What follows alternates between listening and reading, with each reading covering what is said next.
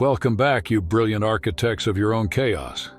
I've been waiting for you to arrive at this moment because something needs to be said out loud. Something they hoped you'd never uncover. While you were busy trying to heal, trying to move forward, trying to be the bigger person, they were in the shadows orchestrating something calculated and deliberately cruel. And if I revealed every detail at once, your hands would probably start shaking. I'm not referring to the betrayal you already know about or the lies you've already uncovered. I'm talking about the layers beneath it, the meetings you were deliberately excluded from, the conversations where your name tasted like poison on their tongues, the plans they made while smiling directly in your face. You thought you knew the full story, but you didn't. You thought you'd seen the worst of them, but you hadn't. And today, we're pulling back every single curtain. Here's the uncomfortable truth. While you were struggling, doubting yourself, and wondering what you did wrong, they were laughing. Not in public, not where you could see it, but in private group chats, late-night phone calls, and casual meetups where your pain became their entertainment. They dissected your suffering like a binge-worthy Netflix series. They analyzed your breakdown like amateur psychologists munching on popcorn. They even screenshotted your vulnerable moments and traded them around like collectibles. And the worst part, the detail that truly turns your stomach, they didn't do any of this out of hatred. They did it because watching you hurt made them feel powerful. Your pain became their proof that they'd won. Your confusion was their victory lap. Your silence was their standing ovation. But it gets darker. They didn't just talk about you. They actively worked to keep you isolated, insecure, and trapped in the mental prison they built around you. Every time you began to heal, they sent a message, a reminder, a carefully crafted sentence, meant to rip the scab open again. Whenever you found your footing, they spread another rumor, planted another seed of doubt, or created another crisis. They were so subtle, so strategic, that you blamed yourself for every setback. You thought your healing was taking too long. You thought you were too sensitive, too broken, too damaged. But the truth is they were sabotaging your recovery because your healing threatened their narrative. If you got better, if you thrived, if you proved them wrong, their entire story about you would fall apart. Now let's talk about the psychological tactics they used and the quiet warfare they waged without you even realizing it. They relied on covert antagonism, hurting you while presenting themselves as innocent, concerned, or even supportive. They'd check in on you with that tone designed to imply you were falling apart. They'd offer advice that was really criticism disguised as concern. They'd bring up your past mistakes under the pretense of helping you learn from them. Every interaction became a trap. Every conversation was a minefield. Every message carried a subtext meant to make you question your own perception of reality. And when you finally reacted, when you defended yourself or drew a boundary, they flipped the script instantly. Suddenly you were unstable, aggressive, unreasonable. They rewrote history with such speed it made your head spin. The very person who spent months tormenting you suddenly played the victim who was just trying to be a friend. All along, they were hunting for your weak points, searching for the flaw they could exploit, the crack they could pry open until you broke completely. But here's what they never anticipated, what their little psychological experiments couldn't predict. You didn't break the way they expected. You didn't collapse into a cautionary tale they could mock behind closed doors. You didn't become the example they needed to uphold their illusion of superiority. Instead, you did something they were completely unprepared for. You went silent. You withdrew. You pulled yourself inward and started rebuilding from a place they couldn't reach, couldn't monitor, couldn't manipulate. And that silence, that sudden lack of access to your inner world, terrified them. Because when someone they're used to controlling stops responding, it feels like losing their grip on reality itself. Let me tell you what happened in the rooms you weren't in. Those conversations where your name was spoken like a curse. They convinced themselves they were the heroes of this story, that everything they did was justified, that somehow you deserved it. They built an entire mythology around you, casting you as the problem, the chaos, the source of every issue. And the most twisted part? They started believing the narrative they created. They genuinely convinced themselves that you were the toxic one, the manipulator, the root of all dysfunction. All while every action they took was designed to wound you, isolate you, destroy your reputation, and distort your sanity. Whether they couldn't see what they were doing or simply didn't care doesn't matter. Admitting the truth would mean confronting the monster staring back at them. And most people don't have the courage for that level of honesty. Here's something they never told you, something they intentionally buried. There were people who wanted to reach out, who recognized the cruelty, who felt guilty for joining in or standing by. But every time someone showed even a hint of doubt, the group tightened around them, reinforcing the narrative and policing the story to make sure no one drifted off script. It became a cult-like mentality, where questioning the group meant risking becoming the next target. So they stayed silent even when their conscience was screaming they watched you suffer, because protecting themselves felt safer than protecting the truth. And now, as time has passed, some of them lie awake at night, thinking about what they enabled, what they could have stopped if they'd had the backbone to intervene. But courage in real time is rare, and guilt after the fact costs nothing. Now let's talk about the gaslighting, because that's where they truly mastered the craft, where they turned manipulation into performance art. Gaslighting isn't just lying, it's systematically making you distrust your own memories, your own experiences, your own perception of reality. They'd do something cruel, then deny it ever happened. They'd say something cutting, then claim you misheard or misunderstood. They'd hurt you on purpose, then act confused when you felt pain, twisting it so your reaction seemed irrational, oversensitive, or entirely imagined.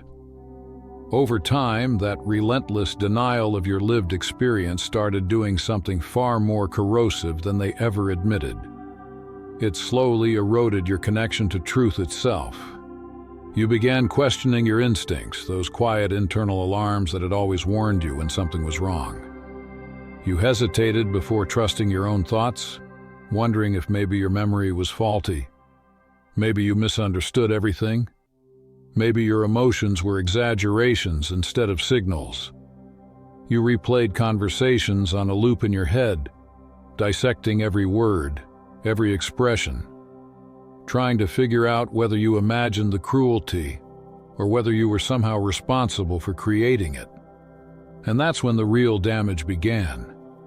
You found yourself apologizing for things you didn't do, minimizing your own feelings, convincing yourself that your pain was irrational or inconvenient.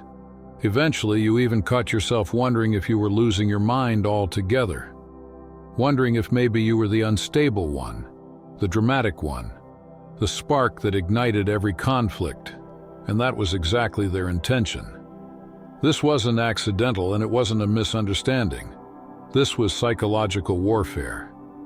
They wanted you disoriented, emotionally off balance, doubting every internal signal that used to protect you. The more unsure you became, the easier you were to control. The more you questioned your own judgment, the more dependent you became on their version of events. Your confusion was their leverage. Your self-doubt was their weapon. They wanted you trapped in a maze where the walls kept shifting every time you thought you found a way out. But here's where their strategy unraveled. Gaslighting only works if the person being manipulated keeps participating. It requires proximity. It requires conversation. It requires emotional investment. It requires you constantly trying to explain yourself, clarify the situation, or prove your innocence. The second you pulled back, the moment you stopped responding to every accusation, stopped defending yourself against lies, stopped asking for closure or understanding, their entire structure crumbled. When you stepped out of their psychological range, the spell broke. They found themselves shouting into a void, performing for an empty room, manipulating a presence that was no longer there.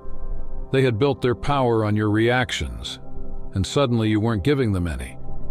That silence of yours, cold, deliberate, unmoving, became the one thing they were never prepared to face. Manipulators thrive on emotional feedback. Your anger reassures them they still matter. Your sadness feeds their superiority. Your confusion proves they can still twist the narrative. Even your attempts to seek peace or resolution keep them relevant. But when you went quiet, truly quiet, not the kind of silence that's a plea for attention, but the kind that signals complete disengagement, they panicked, you removed the fuel.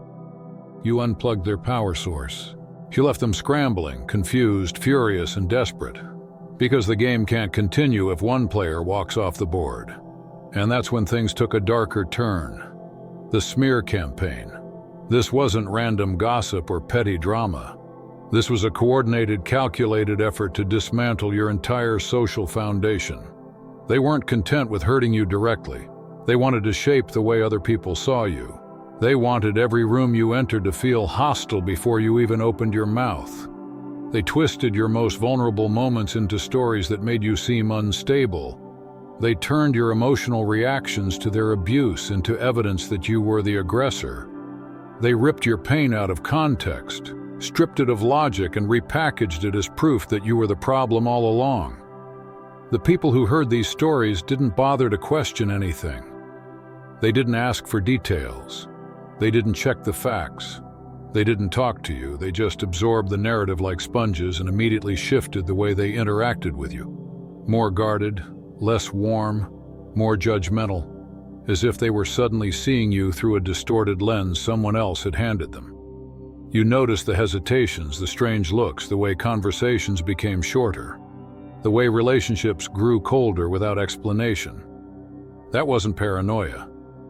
That was the smear campaign spreading like smoke through every corner of your life, but it went deeper than reputation damage. The smear campaign had a strategic purpose: isolation. They wanted to cut you off from support, to make sure you had no allies left, to guarantee that anyone who might have defended you was already poisoned against you. They wanted your name to walk into the room before you did, already stained, already fragile, already doubted. They wanted you trapped in a kind of social quicksand, where every attempt you made to clear your name only made you sink deeper. Because here's the sick, unfiltered truth about smear campaigns. They're effective because people love a villain more than they love complexity. People love a simple story more than they love the effort of thinking critically. People would rather believe a dramatic lie than take the time to understand a painful truth, and they counted on that. They counted on your exhaustion. They counted on people's laziness. They counted on the fact that most people prefer the whisper of gossip over the weight of honesty. And for a while, they got exactly what they wanted. But what they never prepared for was what happens after the dust settles, when people start noticing the cracks in the story, when patterns reveal themselves, when inconsistencies pile up, when truth stops fighting and simply outlasts the lie.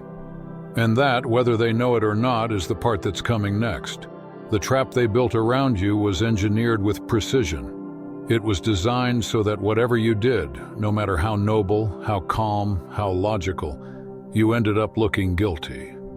If you defended yourself, they said you were overly defensive, which they would twist into further proof that you had something to hide. If you stayed silent, they claimed your silence was an admission of guilt, calling it suspicious or manipulative. If you got emotional because you're human and betrayal hurts, they labeled you unstable, dramatic, impossible to reason with. And if you stayed calm, thinking logic would save you, they painted you as cold and calculating. There was no right move, no correct response, no strategy that could free you from the narrative they had already written. Every exit was blocked. Every path led to another accusation.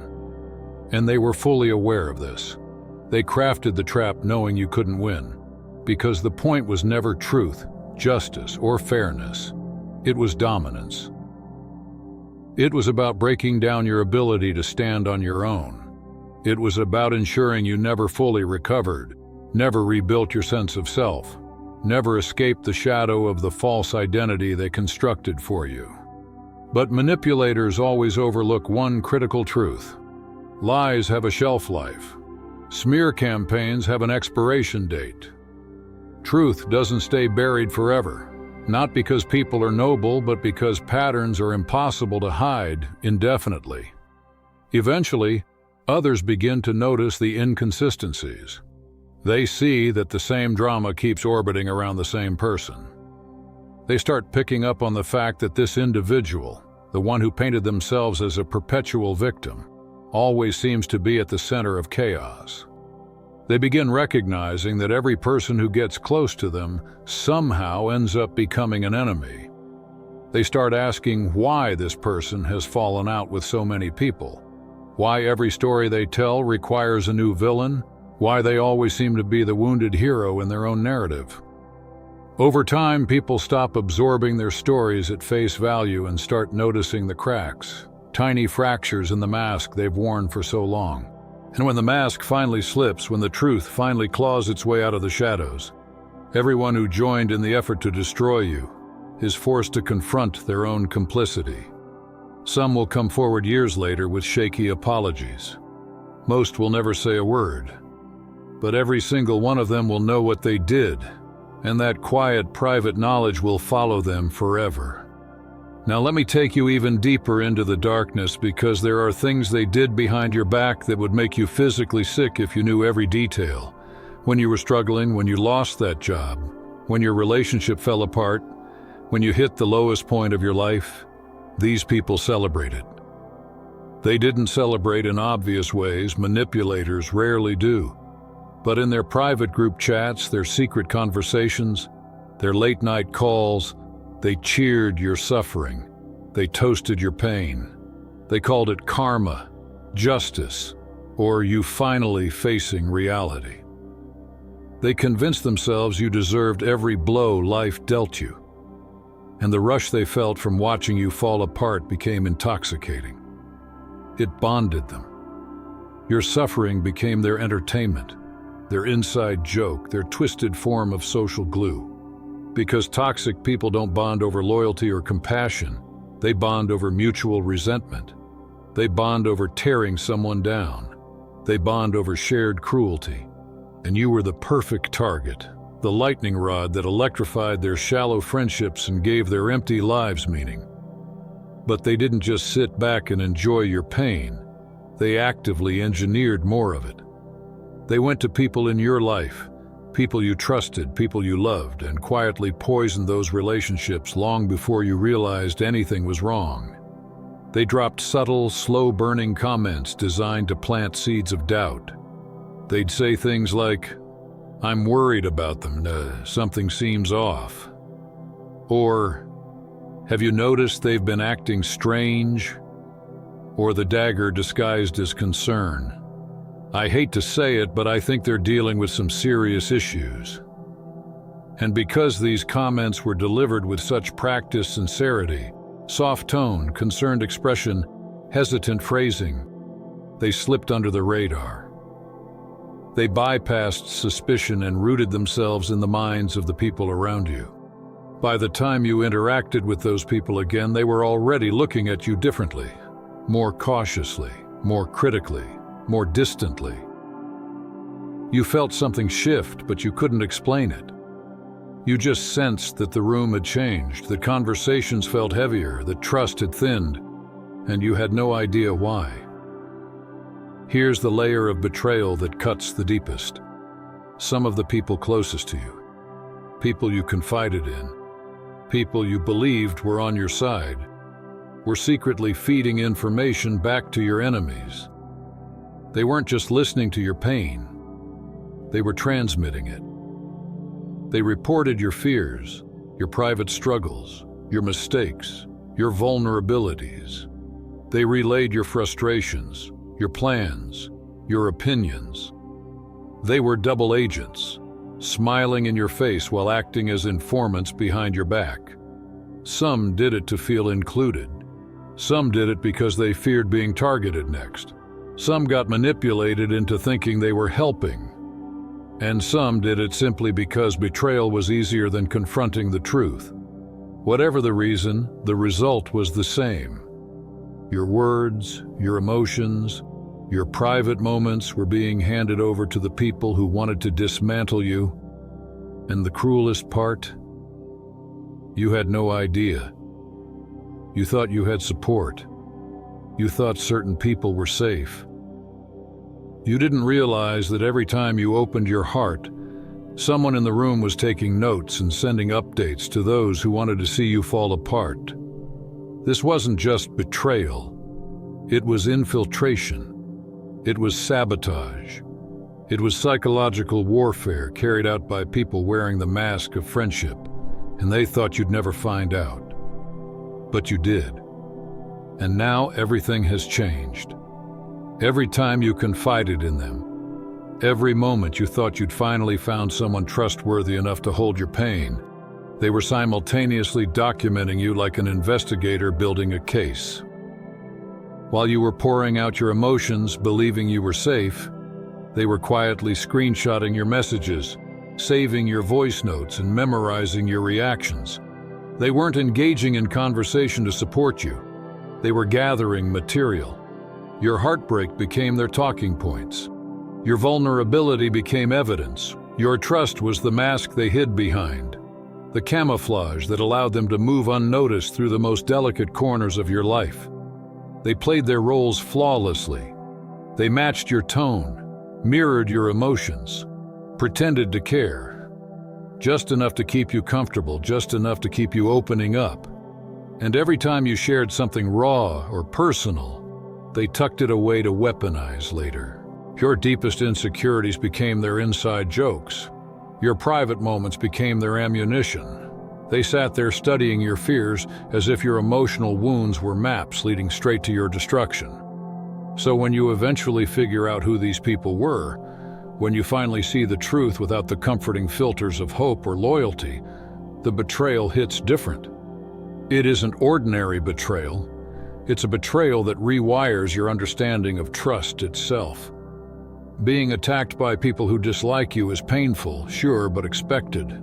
Being targeted by strangers or rivals has a logic to it. But being sabotaged by people you loved, people you defended, people you bent over backward to support, that ruptures something deeper. It makes you question your own judgment, your own perception, your own ability to recognize danger. It forces you to rebuild not just your boundaries, but your understanding of human nature. Now let's walk through the timeline, because once you see it clearly, your entire history with these people will look different. You probably thought the betrayal began after some recent conflict, the argument, the falling out, the sudden shift. But the truth is far more disturbing. The groundwork for this betrayal was laid much earlier. Long before anyone raised their voice, long before anyone walked away, long before you sensed something was off. They had been studying you from the beginning. While you thought you were creating a real connection, they were analyzing you like a chess player analyzing an opponent's strategy. While you were bonding, they were scanning. While you were trying to build a future with them, whether as friends, co-workers, partners, they were dissecting your past. They noticed what made you hesitate, what made you insecure, what made you soften. They identified your emotional pressure points one by one, like someone checking for weak spots in a wall they intend to break down later. The betrayal didn't begin when it became visible. It began in the quiet moments when you let your guard down, because those were the moments they began collecting ammunition. When you laughed with them, when you confided in them, when you felt safe for the first time in a long time. Those small, warm moments you thought were building closeness, were exactly when they were building their case against you. They weren't reacting to a future conflict. They were preparing for it. And the reason they didn't strike immediately is brutally simple. They needed you fully invested first. They needed you to trust them so deeply that you could not imagine them lying to you. They needed you comfortable enough that you would overlook small red flags, They needed you emotionally attached, emotionally dependent, emotionally open. Because betrayal hits harder when the victim believes the relationship is real, they wanted maximum damage. They wanted the fall to be devastating, not disappointing. And that kind of destruction requires patience. This wasn't impulsive cruelty. This wasn't a sudden outburst of anger. This was premeditated psychological warfare wrapped in the disguise of friendship. They studied your patterns with scientific precision. They mapped your emotional landscape like an explorer charting territory. They collected your triggers, fears, weaknesses, dreams, and desires. They knew exactly which string to pull and when. And when the moment came, the moment you began to rise, evolve, or grow beyond the role they wanted you to play, they launched their attack without hesitation. Because here's the truth people don't like admitting. Some individuals cannot handle being outgrown. They can tolerate you as long as you stay beneath them. But the second you start improving your life, the second your light shines too brightly, the second your growth exposes their stagnation, they panic. Your confidence becomes a threat. Your progress becomes an insult. Your potential becomes a mirror reflecting everything they aren't. And insecure people lash out when they feel diminished. Your evolution didn't inspire them, it enraged them, it made them feel irrelevant, it made them feel eclipsed. And rather than rise with you, they decided to pull you down. Now let's talk about the fake apologies, because some of them came crawling back with what looked like remorse on the surface, but was nothing more than manipulation carefully dressed in a sorry costume. Those apologies weren't born from guilt, they were born from panic. They apologized because they saw you moving forward without them. They saw you rebuilding your life. They saw you gaining clarity, confidence, and direction. And your independence became a threat to the story they had been telling about you. Their apology wasn't about healing. It wasn't about accountability. It wasn't about understanding the pain they caused. It was about protecting themselves, protecting how others viewed them, protecting their ego, protecting their version of events. It was damage control, a PR stunt, a disguised attempt to regain access to the power they once held over you. And of course, their apology wasn't clean. It came with conditions, with explanations that conveniently blamed you for part of their behavior, with statements meant to minimize their actions. We were both wrong. It was a misunderstanding. You took it the wrong way. They wanted to rewrite the narrative so they wouldn't look like the villains in your story. They wanted you to share the responsibility for wounds they intentionally created.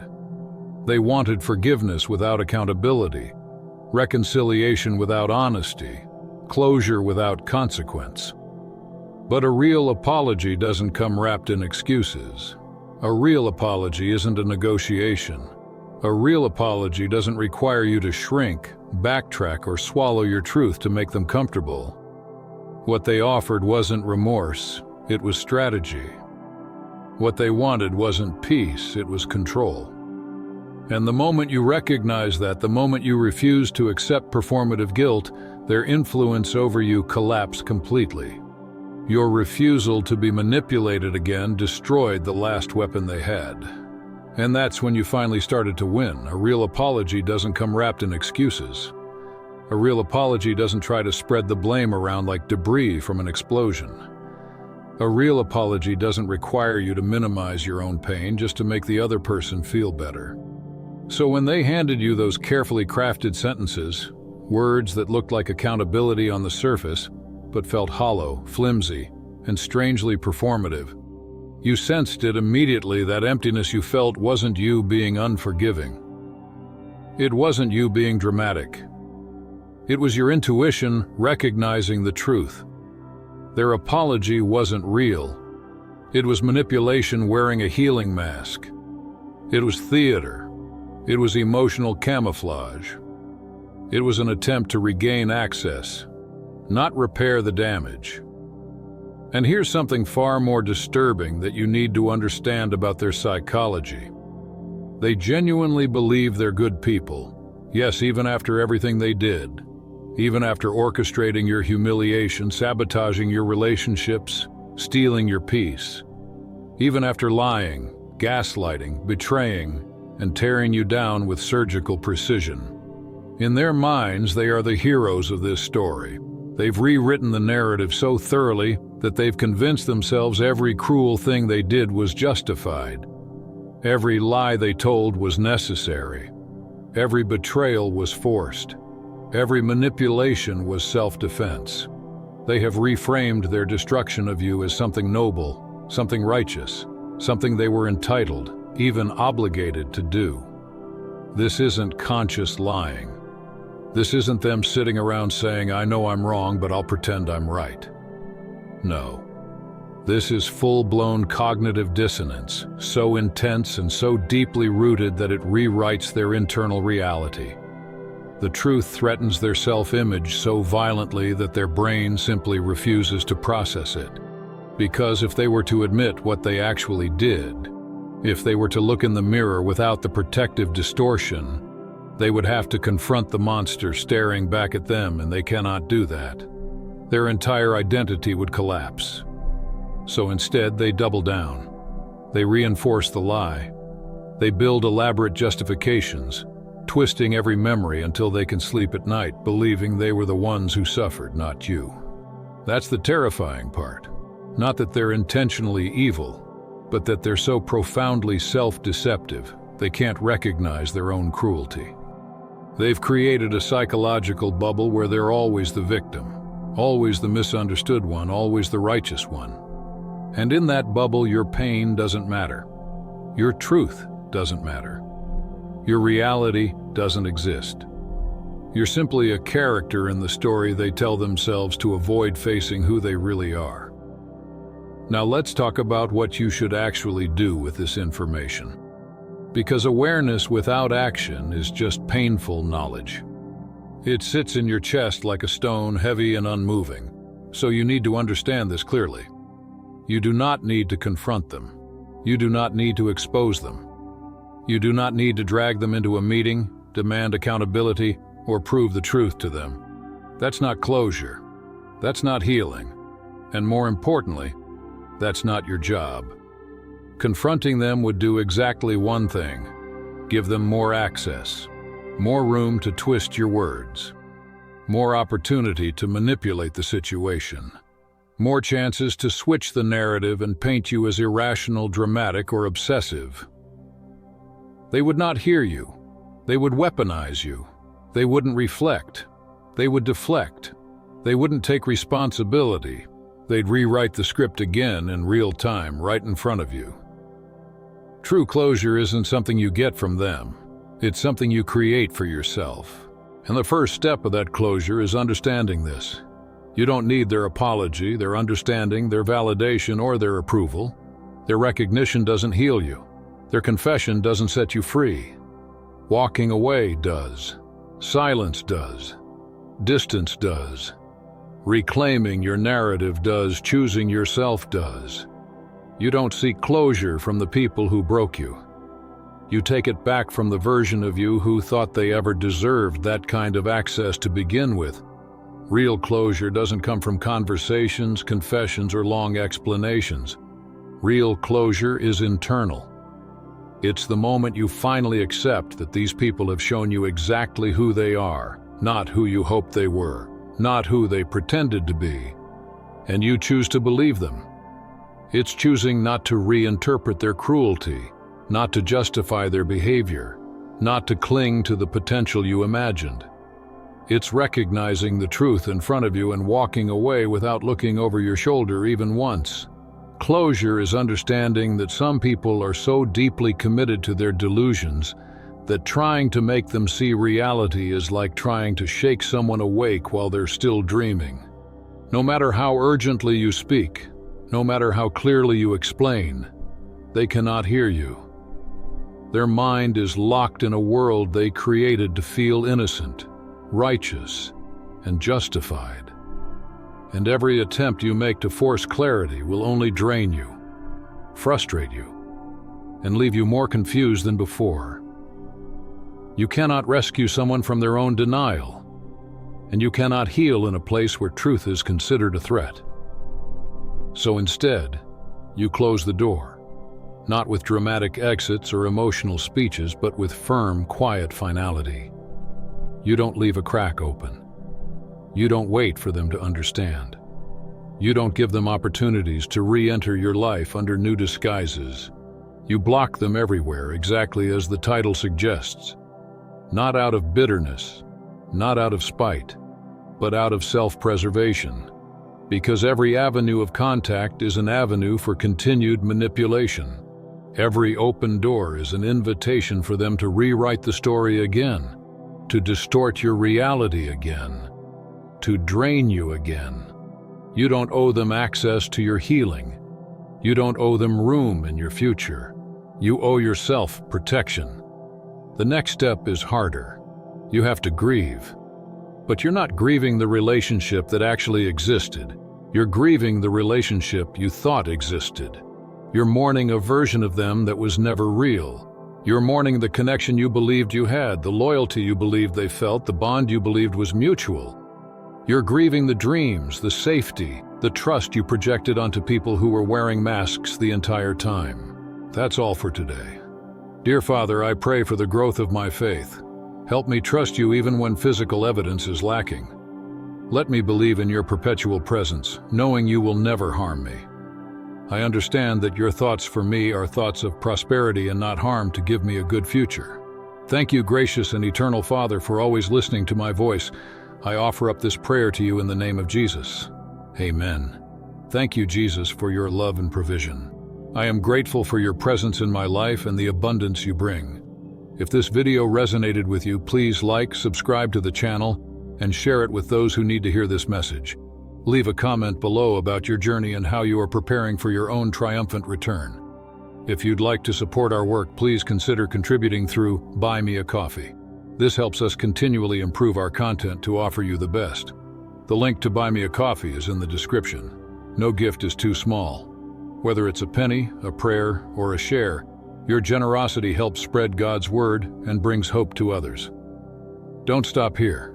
Watch our next video for powerful revelations about the signs that reveal you are the chosen one. We've enjoyed following this spiritual journey with you. Thank you for staying with us until the end. Keep shining brightly and embrace your destiny with courage. See you next time.